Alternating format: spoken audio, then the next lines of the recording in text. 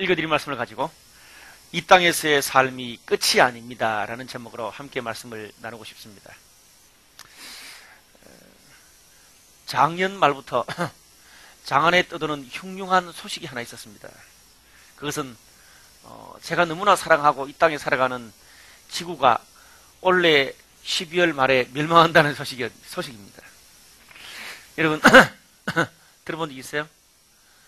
저도 작년 말에 몇몇 친구들로부터 그런 이야기도 듣고 상담을 하기도 했습니다. 근데 공교롭게도 이번 주 KBS2 스펀지 제로에 2012년 지구 멸망설에 대해서 집중적으로 다루더라고요. 저도 이렇게 녹화된 걸 집에서 잠시 봤습니다만은 내용이 이렇습니다. 이 태양의 공전 주기 일식 월식 말해도 제가 뭔지는 잘 모르겠지만 그런 것들을 다 고려해서 만든 고대 마야의 달력이 있답니다. 아주 정확하다는데요. 그 마야의 달력이 2012년 12월 21일 날 끝이 난답니다. 그리고 주식시장 변동 프로그램인 웹봇이라는 프로그램이 2012년 12월 21일 이후의 분석을 거부한대요. 컴퓨터도 이제 더 이상 거부한다는 겁니다. 더 이상의 시간을. 또한 영국의 주요 일간지인 텔레그래프에서 지구 멸망의 가설로 태양 폭발설, 자기장 역전설, 행성 충동설, 행성 충돌설 이런 한 10가지 정도 이유를 들더라고요. 이 중에서 특별히 이 태양 폭발설 같은 경우에 실제로 며칠 전에 7년 만에 이 태양 흑점이 대폭발이 일어났답니다. 저는 아무런 느낌도 없었는데 하여튼 일어났대요. 이렇게 지구 종말에 대해서 관심이 높아지면서 최근에 자살을 하는 사람, 강남의 한 백화점에서 그 임신부를 상대로 인질극을 벌이는 사람, 그리고 종말을 대비해서 단양으로 이사를 가는 그런 사람들까지 생생하게 방영이 됐습니다. 여러분, 지구 종말, 이 멸망에 대한 이야기는 어제 오늘의 이야기가 아닙니다. 지금부터 한 10년 전인데요. 1922년에 우리나라를 떠들썩하게 했던 극단적인 종말론주의자들인 다미 선교회가 있었습니다. 그때 여러분들이 10대쯤 됐을 것 같은데요. 정말 사회적으로 그 이슈가 대단했습니다. 근데 결국은 마지막에 해프닝으로 끝나고 말았습니다. 한 2099년 정도 됐으면 아마 사람들이 계속 믿을 수도 있었을 텐데 왜 1992년도 했는지 모르겠어요. 빨리 지나갈 건데. 그래서 그걸 주장했던 그 목사님이 구속되는 그런 해프닝으로 끝나고 말았습니다. 그럼 그뿐 아니라 여러 다양한 그런 극단적 종말론들이 있습니다만은 저는 이 종말론의 논의를 보면서 개인적으로 안타까운 것이 하나 있었습니다. 그게 뭐냐면 때와 시기 그리고 어떤 방법으로 임하냐 그리고 이 두려움 그런 부분에 대해서는 굉장히 초점이 있는데 그런 종말이 올 때 어떻게 살 것인가 종말론적인 삶에 대해서는 그렇게 집중하지 않습니다. 근데 여러분 성경은 거꾸로예요. 사람들이 관심을 가지는 때와 시기 어떻게 이루어지냐 방법 두려움에 대해서는 별로 관심이 없고 오히려 종말에 어떻게 살 것이냐 종말론적인 삶에 대해서 관심을 가집니다. 그게 성경적인 태도예요. 오늘 본문의 말씀은 참 공교롭게도 지난주 TV 방영과 때를 같이 해서 이 종말론적인 메시지의 본문 말씀입니다. 죽은 자들이 사후에 어떻게 될 것인가 그리고 살아있는 우리는 어떻게 해야 되나 이것을 다루고 있어요. 특별히 오늘 그 13절에서 18절까지 짧은 본문 가운데 죽은 자, 자는 자 이렇게 표현하는데요. 죽은 자에 대한 언급이 무려 5번이나 나옵니다. 여러분 이 데살로니가전서 1장부터 4장까지 이 문맥으로 보면 이 주제가 갑자기 뜬금없이 들어온 주제예요. 그러나 당시 이 초대교회 상황에는 아주 중요한 들어올 만한 이유가 있었습니다. 오늘 본문 13절 말씀 보니까 이런 말씀이 있어요. 형제들아 자는 자들에 관한 이는 너희가 알지 못함을 우리가 원치 아니하노니 말이 좀 복잡해요. 내가 좀 알았으면 좋겠다 이렇게 이 말인데 이는 소망 없는 다른 이와 같이 슬퍼하지 않게 하려 합니다. 그렇게 얘기하고 있습니다. 당시에 이 예수 잘 믿다가 죽은 사람들을 보면서 정말 그들이 죽어가는 것을 보면서 슬픔에 빠져서 낙담하고 슬퍼하고 희망을 잃고 살아가는 사람들이 꽤나 초대교회 가운데 있었습니다. 여러분, 우리가 이것을 알기 위해서는 당시 초기 기독교의 상황을 좀 이해할 필요가 있습니다. 초대교회 기독교 성도들은 자기 살아생전에 예수님이 재림할 거라고 생각했어요. 그러니까 제가 지금 이제 40대 후반인데, 적어도 뭐 제가 좀 저는 오래 살 걸 생각하는데, 한 90 생각하면, 저희 아버지가 90에 돌아가셨으니까, 저도 한 90에 죽는다고 생각하면, 90살 내로 재림이 올 거라고 생각했어요. 조금 한 1, 20년 늦춰지긴 해도, 살아생전에는 올 거다. 그런 생각을 했었습니다. 그래서 사도행전 2장과 4장 말씀에 보면, 개인의 재산을 다 처분해서 교회에 바쳤어요. 그래서 교회가 가난한 사람들을 위해서 또 교회의 소용대로 여러 사람들이 헌금한 것을 쓰고 그렇게 했습니다. 뿐만 아닙니다. 많은 사람들이 가능한 결혼도 하지 않고 재산도 모으지 않고 그냥 신앙적으로 예배 드리고 전도하고 성교하고 교회 일만 하면서 사는 사람도 꽤나 있었어요. 또 당시가 기독교가 극단적으로 핍박을 받는 상황이기 때문에 더 했어요. 그런데 놀랍게도 이 성령의 강권적인 역사, 또 사도들의 전도, 이들의 수고와 헌신을 통해서 로마의 혹독한 핍박과 순교 가운데서도 기독교가 폭발적으로 성장했습니다. 그렇게 기독교인들을 몇천 명씩 잡아 죽여도 기독교가 성장하는 것을 보면서 기독교인들에게는 예수님이 곧 재림할랑갑다. 그런 기대와 확신을 더 많이 줬다는 거예요. 근데 문제는 예수님의 재림을 기다리고 10년, 20년 정도까지는 기다릴 수 있었습니다. 근데 30년, 40년, 50년이 지나도 수많은 사람들이 예수님의 재림을 기다리고 순교하고 죽었는데 예수님이 재림을 하지 않는 겁니다. 오시지 않았어요. 그렇게 되니까 우리 살아생전에 재림할 거라고 생각했는데 적어도 저도요. 90살까지 생각했는데 죽을 수 있는데 거기서 한 10년, 20년 정도는 왔다 갔다 이렇게 오차를 줄 수 있는데 더 지나가면 과연 예수님이 오지 않는 겁니다. 그러다 보니까 당시 초대교회의 이 문제가 굉장히 큰 혼란과 신앙의 회의를 주게 됐습니다. 곧 올 것 같은 예수님이 오시지도 않고 몇십 년이 지나고 우리 오차 범위도 뛰어넘어서 예수님이 안 오니까 만약 그렇다면 그걸 바라보고 지금까지 이렇게 헌신하고 수고하고 순교까지 한 사람들은 뭐가 되는 겁니까? 완전 개죽음이에요. 좀 속된 말로 표현하면. 그들의 그런 생각이 드는 거예요. 주위에 예수 안 믿는 이방인들 같은 경우에 자기 마음대로 살고 5만 가지 쾌락과 재화 이런 것들을 다 범하면서 살아도 아무런 어려운 일이 없는데, 또 크리스찬 중에 자기 즐길 거 다 즐기고 살면서도 적당하게 신앙생활 하는 사람들도 아무 일 없이 잘 사는데 먹을 것도 못 먹고 누릴 것도 못 누리고 모든 것을 하나님께 교회에 신앙생활에 다 바쳤는데 예수의 재림도 없고 이 땅에서의 축복마저 없다면 목숨 걸면서 신앙생활 해야 될 자기 신앙의 선배들처럼 순교하고 재산 다 바치고 죽어가면서 목숨 걸고 신앙생활 해야 될 아무런 이유가 없어지는 거예요. 그럴 바야 아예 즐기고 적당한 거리에서 그냥 적당히 신앙생활 하는 게 오히려 훨씬 낫죠. 그런 생각이 그들에게 마음속에 슬슬 찾아오고 있었던 것입니다. 결국 돌아보면 죽도록 헌신하고 고생한 사람들만 바보가 되는 거예요. 불쌍한 거예요. 그러다 보니까 너무 허탈했어요. 많은 크리스찬들이 그렇게 죽어간 사람들이 자신의 부모님, 신앙의 동료들, 사역자들, 친구들이니까 자기도 예외가 아니잖아요. 신앙의 회의에 빠지게 됐고 또 방황하게 됐고 또 많은 사람들이 신앙에 떠나기도 하는 그런 일들이 초대교회 가운데 있었습니다. 여러분, 사실 이 초대교회 상황은 좀 극단적인 상황입니다만은 이런 극단적인 상황이 아닐지라도 이런 마음과 이런 상황들은 오늘 우리 가운데도 충분히 있을 수 있습니다. 사실 우리가 한 주 동안 학교 생활, 직장 생활, 또 이 음악 활동하고 이런 예술 활동을 하면서 먹고 사는 게 참 쉬운 일이 아닙니다. 또 가정을 가지고 이렇게 살다 보면 그렇게 힘들게 살면서 사실 주일날 이렇게 아침 일찍 준비해가지고 이렇게 주일날 와가지고 봉사하고 섬기고 이렇게 꼬박꼬박 주일 예배 온다는 게 여간 쉬운 게 아닙니다. 어렵습니다. 뿐만 아니라 시간도 드리고 돈도 드리고 이제는 막 주위에 사람들까지 챙기고 교육까지 하다 보면 열심히 하다 보면 회의에 들 때가 있습니다. 간혹. 만약에요.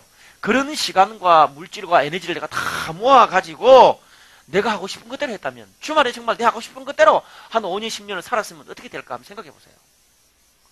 어쩌면 나는 지금보다 학원 다녀가지고 영어를 훨씬 더 잘했을 수도 있습니다. 주말 끼워가지고 해외여행도 많이 돌아다녀가서 가지고 유럽 대륙, 아메리카, 북아메리카, 남아메리카, 그리고 뭐 호주, 오만 군데 다 갔을 수도 있어요. 그리고 나는 스키의 도사가 됐을 수도 있습니다. 스키가 아니면 뭐 게임의 도사가 될 수도 있어요. 이미 도사 된 사람도 있지만. 내가 지금까지 몇 년 동안 교회 사람들 챙겨주는 그 에너지로 참 많이 챙기잖아요. 전화도 해주고, 격려도 해주고, 밥도 사주고, 뭐 몇 년을 챙겼잖아요. 내가 지금까지 교회 사람들 챙기는 그 에너지로 교회를 했던 그 에너지로 지금까지 살아왔다면 아마 내 주위에 꼬봉 알죠, 꼬봉. 초등학생들 이야기하는. 명목적으로 나를 따라오는 사람. 내 주위에 아마 꼬봉이 3, 40명은 생겼을 거예요.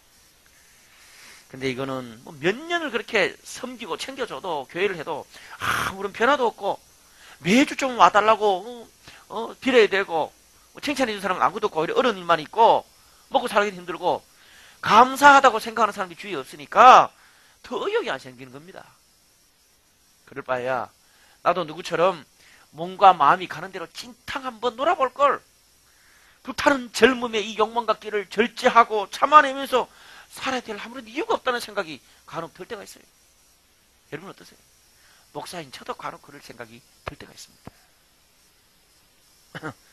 우리가요 하나님 뜻대로 그렇게 섬기고 살고 희생했다면 적어도 좀 섬김의 열매와 눈에 보이는 하나님의 축복과 위로가 있어야 인간이라는 게 살 수 있습니다. 인간은요 위로와 열매가 좀 있어야 용기를 얻고 살 수 있는 존재예요. 근데 3년이 지나고 5년이 지나고 10년이 지나도 내 인생의 문제가 해결되기는커녕 더 오히려 커져만 가요. 게다가 그렇게 열심히 살았는데 이번 명절에 시골에 고향에 떡 내리니까 오히려 엄마 아버지가 아파.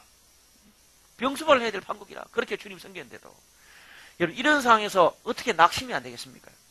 도대체 내가 계속 이렇게 하나님 앞에 이렇게 헌신적으로 살아야 되나 그런 회의에 빠질 때가 있다는 거죠. 특별히 헌신하고 섬기면서 사는 사람들일수록 더 본전 생각이 납니다. 제가 아는 어떤 한 개척교회 목사님 자녀가 있습니다. 이번에 부모님은 시골의 깡촌에서 정말 깡촌이에요. 아무도 돌보지 않는 그런 깡촌에 뭐 성도들 한 4, 50명 되는데 거의 90%가 할아버지 할머니라. 그 할아버지 할머니들 다 돌보고 동네 가난한 사람들, 예수 안 믿는 사람들을 챙기고 그렇게 평생을 사신 그런 분이세요. 정말 수고하신 거죠. 하나님 앞에서.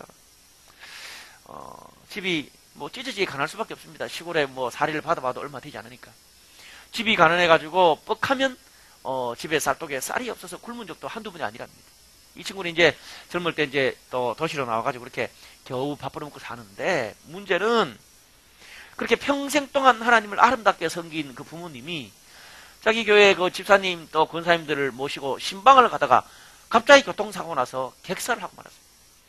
그 얘기를 하면서 이 친구가 평생 상처를 받아가지고 신앙에 엄청난 방황을 했던 것을 저는 들은 적이 있습니다.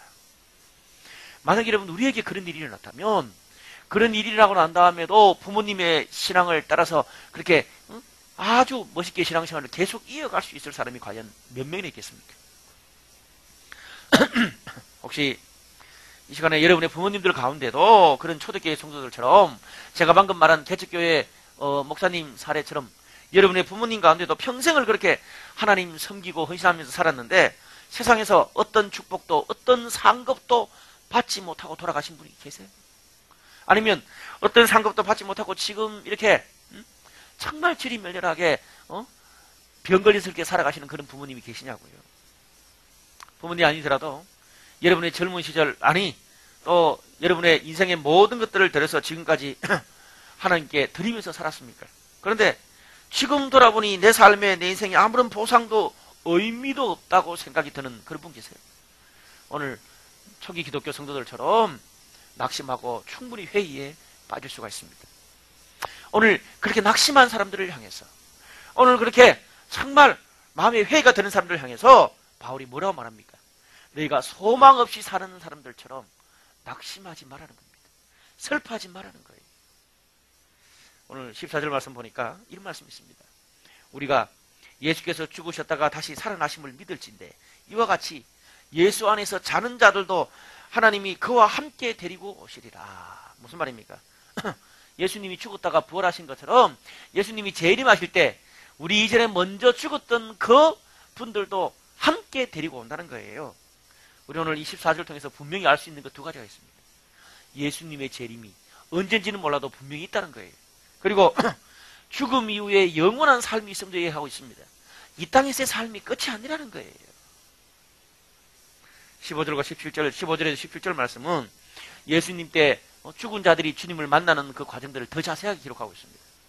예수님이 재림하실 때 살아있는 자들이 죽은 자들보다 절대 순서적으로 앞설 수가 없다는 거예요.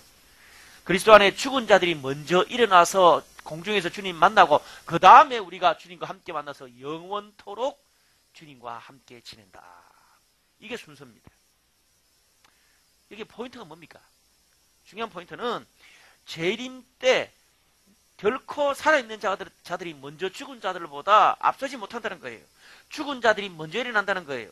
14절에 하나님께서 죽은 자들을 데리고 재림 때 오신다는 거예요. 하나님을 믿고 영광스럽게 죽은 그런, 예수를 믿고 영광스럽게 죽은 그런 사람들, 그런 순교자들을 그들의 삶을 존중하고 재림 때 우선권을 주고 있습니다. 결코 그들의 죽음이 개죽음이 아니라는 거죠. 오늘 성경이 말하는 게 뭡니까? 재림 때 하나님을 먼저 볼 사람이 있고 나중에 볼 사람이 있고 보지 못하고 저주받을 사람이 있다는 거예요. 순서가 있어요. 이렇게 예수님의 재림 때도 우선권과 순서가 있듯이 우리가 구원은 믿음으로 은혜로 받습니다. 그러나 천국 가서의 상급은 다르다는 것을 기억해야 돼요. 구원과 상급을 혼동하면 안 됩니다. 예를 들어 평생 하나님을 섬기고 순교한 사람들에게 주는 천국에서의 상급과 정말 평생 동안 지 맘대로 정말 흥청망청 살다가 죽기 직전에 부끄러운 구원을 얻은 사람들과의 상급은 다르다는 거죠. 구원의 논리가 아니에요. 상급의 논리지. 그래서 천국에서 영광의 멸류관을 준다. 그렇게 말합니다. 여러분, 하나님은요, 우리가 작은 소자에게 물 한 그릇 떠준 것까지 다 기억하시는 분이라는 겁니다. 만약에 부활이 없고 구원이 없고 상급이 없다면 우리 예수 믿는 사람만큼 불행한 사람이 없어요. 우리가 이렇게 절제하고 섬기고 헌신하면서 평생을 하나님께 그렇게 살 아무런 필요가 없어지는 겁니다. 그냥 진탕 놀다가 마지막에 죽기 직전에 깨 하기 전에 그냥 예수 믿고 가면 돼. 10초 놔두고 죽으면 돼. 그래요? 여러분, 지금 당장 우리 눈에 상급이 보이지 않는다고 절망하지 마십시오. 안 볼 수도 있어요. 근데 문제는 언젠가 하나님이 다 갚으신다는 거예요. 더 중요한 사실은 이미 하나님이 축복했고 이미 내가 그런 축복의 삶을 누리고 있는데 그것을 못 볼 수가 있는 것입니다. 제가 아는 한 장로님 권사님 부부가 있으세요. 저랑 오랜 동안 함께 동역하고 사역했던 정말 사랑과 또 사역을 나눴던 그런 분들이십니다. 정말 평생 동안 하나님의 교회 성도들과 수많은 사람들을 섬기고 수고하고 또 희생한 그런 분이세요. 교회와 성도들을 위해서. 제가 교회를 개척할 때 거의 유일하게 격려해 주셨던 그런 분들이십니다. 장로님께서 평생 꿈꾸던 그런 일을 이제 60이 넘으셔서 간 넘으셔서 사역을 하게 됐는데 그것을 펼쳐보지도 못하고 몇 달 만에 바로 암으로 돌아가시고 말았습니다. 저를 비롯한 주위 사람들도 특별히 그 권사님은 얼마나 허탈했겠어요. 그걸 받아들이기가 쉽지가 않았습니다. 너무 안타까웠어요. 그 권사님이 울면서 그러시더라고요. 평생 준비했던 꿈과 비전을 펼쳐보지도 못하고 기다거리하고 고생만 실컷 하다가 죽었다고.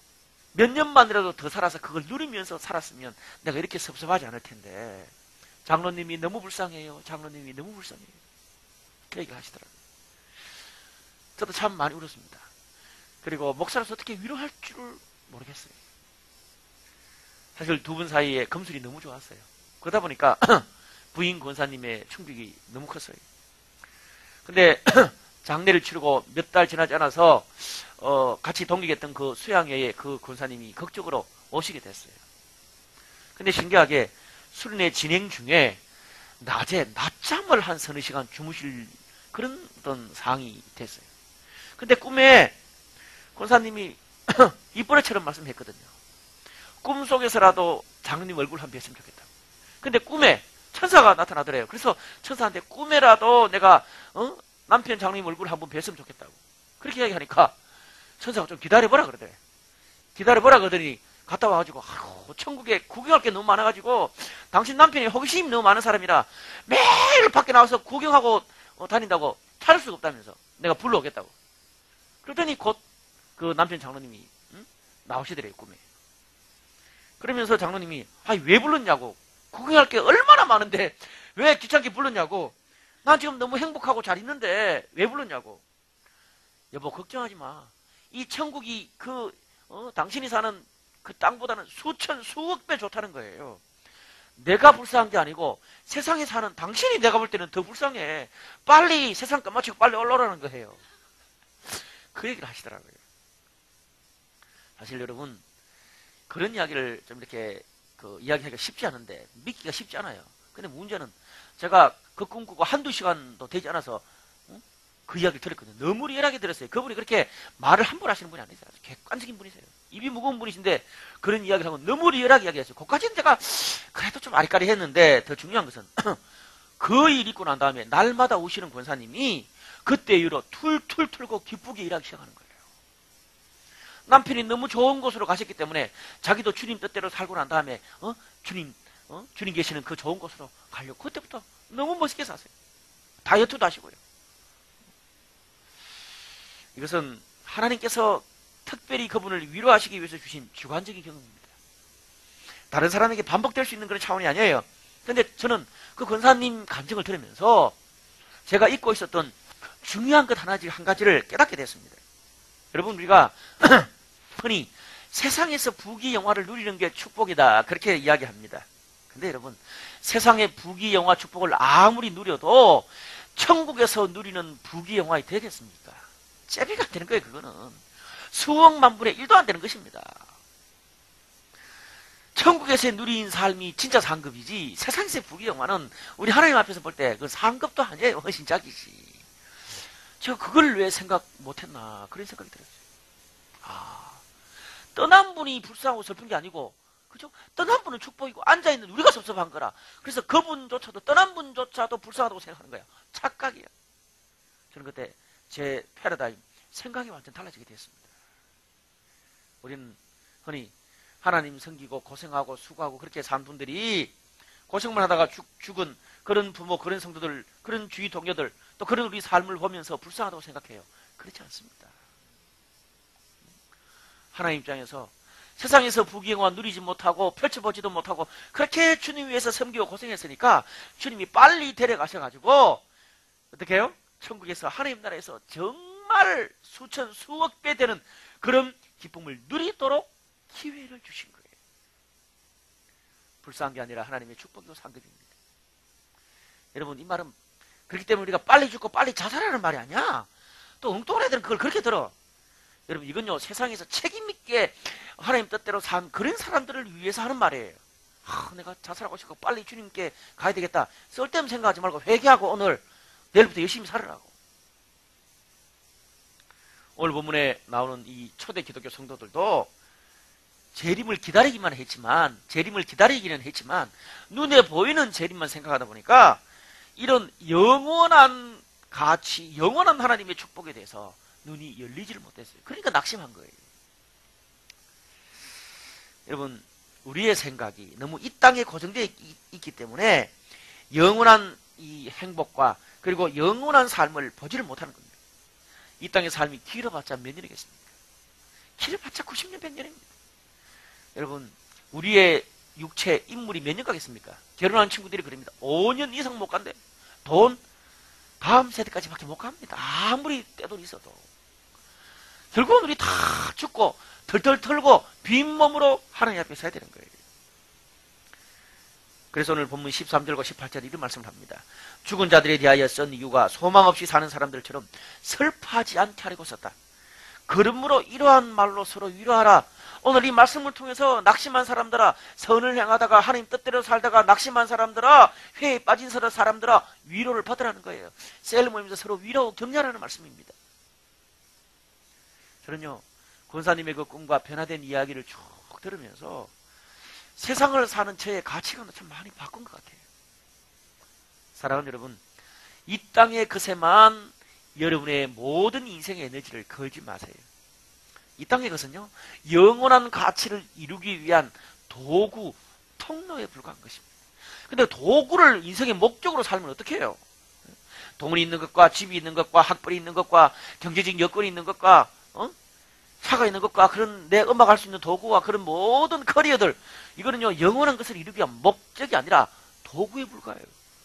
도구가 목적이 되면 나중에 우리 인생이 불행해지는 거예요. 여러분, 그런 건 언젠가 다 사라집니다. 성경은 말합니다. 풀은 마르고 꽃은 시드나 하나님의 말씀은 영원토록 있도다. 하나님 앞에서 정말 가치 있고 영원한 것에 여러분 인생을 꼭 투자하시기를 바랍니다. 사람들이요, 젊은 시절 열정이 넘치고 좋고 건강한 뭔가를 할 수 있을 때 흥청망청 시간 다 보내고 나이가 들고 은퇴를 하고 모든 소중한 것이 다 떠나고 난 다음에 그때 돼야 깨달아요. 하차 내가 그때 그럴 걸, 그때 붙잡을 걸 후회합니다. 후회도 소용없어요. 많은 사람들에게 젊은 시절에 예수를 믿어라, 영원한 것에 투자라 그렇게 말하면 즐길 거 다 즐기고 나중에 죽기 바로 직전에 그 하루 남겨두고 뭐 믿겠다 이런 식으로 이야기합니다. 젊을 때 내 하고 싶은 거 다 누려보고 늙어서 은퇴하면 내가 복음 전하고 봉사하고 사역하죠. 여러분, 복음 전하고 봉사하고 사역하고 영원한 가치가 그렇게 말하는 사람들 이야기 들어보면 그런 영원한 가치들이 완전 어쩔 수 없이 겨우 죽기보다 싫어서 해야 되는 손해보는 것이라고 착각하고 있는 것 같습니다. 여러분, 왜 그렇게 좋은 것을 늙어 빠져서 해요? 힘이 남아있을 때, 열정이 있을 때, 정말 가치 있고 소중한 것은 가장 젊고 열정이 있을 때, 에너지가 있을 때 해야 되는 거 아니에요? 언젠가 제가 한번 설교에서 이야기를 한 적이 있습니다. 제가 어떤 책에서 읽었던 이야기인데 저는 아마 이 이야기 평생 기억하고 살 것 같아요. 어느 돈 많은 서양의 부자 하나가 평생 돈을 잘 벌어가지고 말년에 그 돈으로 섬의 한 휴양지에서 멋진 말년을 부부와 보내고 있습니다. 매일 레스토랑에서 바다 보면서 바다 걸리면서 바닷가에서 그렇게 멋있게 요트 타면서 살고 있어요. 근데 어느 하루 식당에서 밥을 먹고 있는데 젊은 친구 하나가 깨재재하게 거기서 열심히 일하고 있는 거예요. 그래서 너무 안 돼가지고 그 신사가 이야기를 합니다. 당신 내 젊은 시를 그렇게 하찮게 보내냐고, 좀 더 열심히 살지. 근데 그때 놀랍게도 그 현지인 청년이 그 부자에게 이렇게 질문을 합니다. 아저씨, 평생 열심히 돈 번 이유가 뭡니까? 그거야 성공하기 위해서지. 왜 성공하려고 그러세요? 성공해야 집도 사고 차도 사고 자녀 교육도 시키고 그렇게 하지. 그런 것들을 왜 하세요? 그래야지 말년을 잘 준비하지. 말년 잘 준비해서 어떻게 하려고요? 자네 그럼 말년 잘 준비해서 자네가 보듯이 지금처럼 이렇게 여행하고 바다 보면서 요트 타고 멋있게 살고 있지 않냐고. 그러니까 그 청년이 뭐라고 하는 줄 아세요? 아저씨, 좋은 시절 다 보내고 말년에 바다 보면서 사세요? 저는 그 바다 보면서 사는 그것을 가장 인생에 좋은 지금 젊을 때부터 하려고 해요. 그래서 저는 바닷가 레스토랑에서 이 현지에서 일하면서 오후부터 저녁까지는 항상 바다 보면서 고기 잡고 바닷가에서 살고 있습니다. 젊은 시절부터 좋은 인생을 누리려고 저는 이렇게 삽니다. 물론 액면 그대로 모든 게 다 이렇게 맞아떨어지는 건 아니지만 인생의 가치 부분에 대해서는 참 의미 있는 이야기입니다. 여러분, 왜 공부하고 왜 성공하고 왜 말년을 잘 보내려고 할까요? 인생의 의미와 가치가 뭐예요? 그게 중요한 거죠. 가치 있는 것, 영원한 것, 정말 내가 가장 마음속에 바라는 것, 그거를 젊을 때부터 깨닫고 그걸 찾아서 그렇게 살 수 있는 것만큼 큰 축복은 없다고 생각합니다. 저는 제가 가장 멋있고 제가 가장 부러운 사람이 뭔지 아세요? 정말 자기가 원하고 싶은 그 일을 하는 그 사람이에요. 식당에 접시를 닦더라도 정말 내가 셰프로서 내가 하고 싶은 그 일을 하는 그 사람, 조금 불편하더라도 그 사람이 멋있게 보여요. 그러기 위해서는 물론 많은 준비가 필요하죠.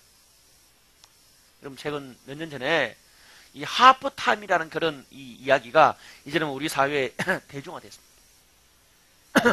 예전에는 그냥 인생을 열심히 살고 잘 살고 성공하는 것이 중요한 가치인 줄 알았습니다. 근데 얼마 전부터 하프타임이라는 그런 이야기가 우리 사회 안에 들어오기 시작했습니다. 그 책을 통해서 했습니다. 여러분, 하프타임 뭐예요? 인생의 한 30대 중반부터 이 40대 중반 사이가 인생의 전반전 후반전 사이에 쉬는 시간이라는 거예요. 그때는 뭡니까? 우리의 인생의 시각 패러다임을 바꿔야 돼요. 인생의 전반전에는 준비하는 거예요. 공부를 준비하고, 그리고 나의 커리어를 준비하고, 그리고 나의 여러 가지 수많은 예술들을 준비하고, 뭔가 내 인생을 잘 살 수 있는 준비를 하는 시간이 전반전. 근데 인생의 30대 중반부터 40대 중반 사이까지 이 하프타임은 뭡니까? 내가 준비했던 모든 걸 가지고 이제 인생의 후반전에서는 성공을 위해 사는 게 아니라 내 인생에서 가장 내가 하고 싶은 것, 내가 가장 소중히 여기는 것, 내가 가장 가치 있다고 생각하는 거기에 투자하면서 사는 게 인생의 후반전이에요. 여러분, 하프타임에는 그 변화의 작업을 하는 게 하프타임. 참 중요한 이야기죠.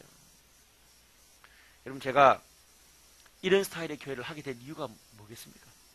저도 안정된 그런 제의가 많았습니다. 근데 제가 이런 스타일의 교회를 하게 됐던 가장 큰 이유는 나이가 더 들면 못할 것 같더라고요. 아니 뭐 50대, 60대 대해서도 일반 목회를 얼마든지 할 수 있어요. 그런데 내가 이 시간, 이 나이를 지나면 남들이 한국에서 그렇게 많이 하지 않는 송창근 목사만이 할 수 있는 이런 목회는 못하겠더라고요. 그래서 대가를 지불하고 하게 된 거예요. 지금 못하면 도저히 못하겠더라고요. 물론 한 3년 동안 해오면서 힘도 많이 들었습니다만, 여러분 제 주위의 친구들을 만나보잖아요. 제가 가장 행복해. 저보다 뭐 교회 사이즈가 10배 되는 그런 친구들도 많아. 근데 다들 우리끼리 모이면 나를 부러워해. 나도 내가 제일 멋있는 것 같아. 예. 내 목회가 멋있다는 말이 아니야. 가장 나답게 살고 내가 원하는 대로 살 수 있거든. 물론 그러기 위해서는 준비가 필요합니다. 인생의 전반전에서는 준비가 필요해요. 우리 일부 예배에서는 하프타임에 걸려있는 사람들이 꽤나 있었습니다. 3분의 거의 뭐 한 반 정도가 걸려 있습니다만은 지금 여기서는 준비하는 시기예요.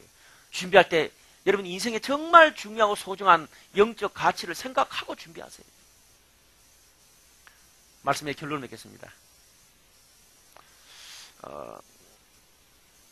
왕년의 가수 중에 이 패티 김이라는 그런 여자 가수가 있었습니다. 지금 60대 후반입니다. 그 시대 최고의 작곡가인 기록윤 씨라는 아주 한국을 대표하는 작곡가와 결혼을 했는데요. 초우, 가을을 남기고 떠난 사랑, 이런 노래를 불렀습니다. 저도 과거에 가을을 남기고 떠난 사랑 뭐 이랬잖아요. 그럼 많이 참 불렀는데요.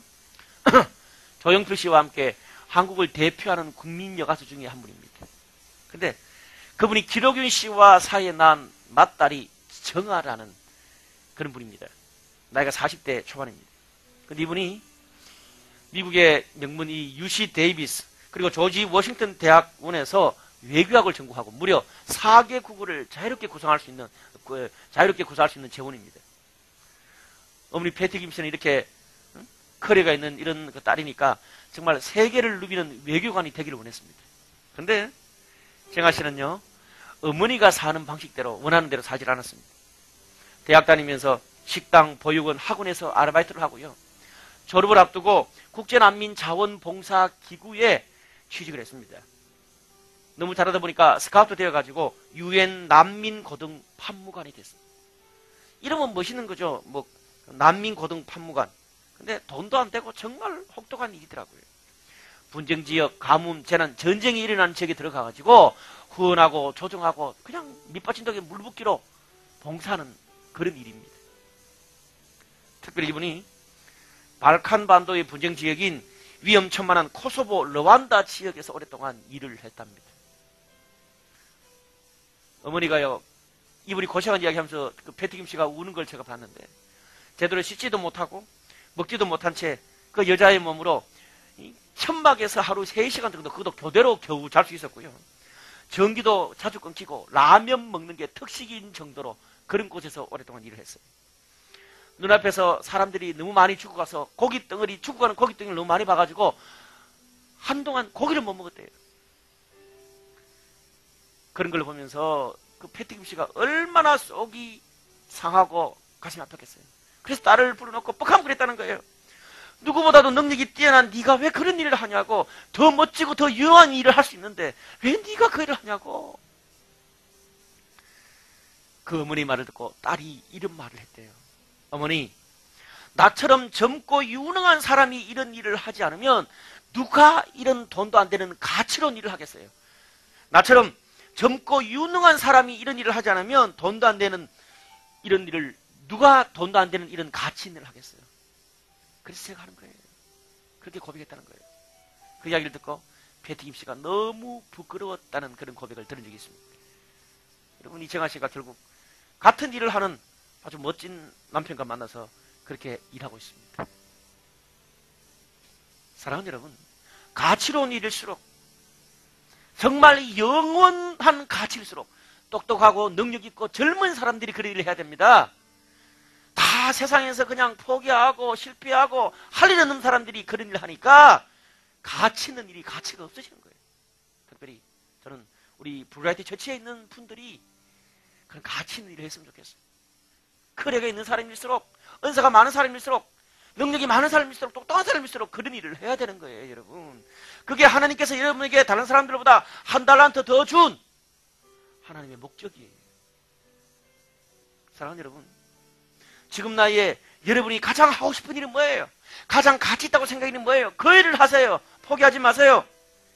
나에게 그런 하나님의 열정과 비전을 주셨는데 여러 가지로 안 돼서 포기하려고 그러세요? 포기하지 마세요.